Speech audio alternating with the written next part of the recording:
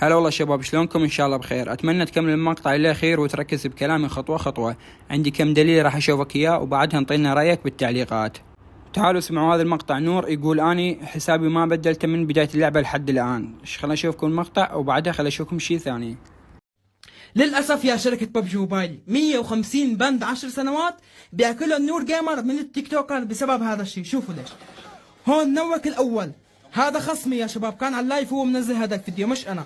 هون منوك الثاني ليكلت المسج.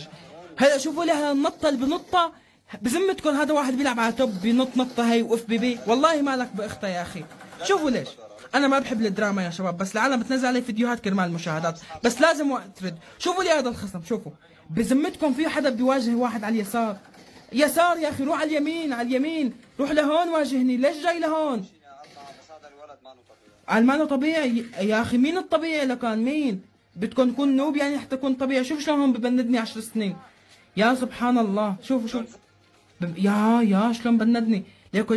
ليكو حسابي الاساسي من بدايتي باللعبه، والله غيرت اسمي كرمال ما حدا يجي لعندي بنوب. خلاص انا ما عاد بدي واجه حدا ولا حدا يواجهني حجي. ما بدي حدا يعمل علي فوتوشوب. اذا بدي شيلك تجي تحكي عني هكر، لا. هي اي دي 7455، اول فيديو بنزله بحياتي اي دي 7455.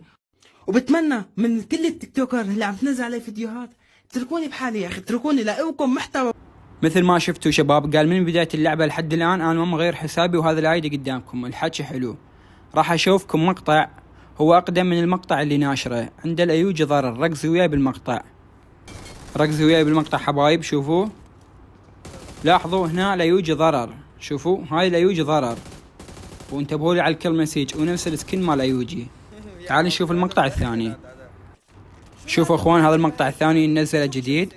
لاحظوا لي على ايوجي نفس السكن ونفس كل شيء. هو قال انا ما بدلت حسابي ابد قدامكم. انا ما ادور لا دراما ولا مشاهدات، بس مجرد اشوفكم كم دليل وبعدها انطونا رايكم بالتعليقات. ركزوا لي على ايوجي شباب. شوفوا هنا دمج مو ضرر ونفس الكل مسج. يعني هذا اللي يثبت انه هذا حسابه الثاني وعنده حساب واحد تبند. وشوفوا لي الدليل الثاني من منظور الخصم. راح اشوفكم صورتين، صورة من منظور الخصم وصورة من منظور جيمر.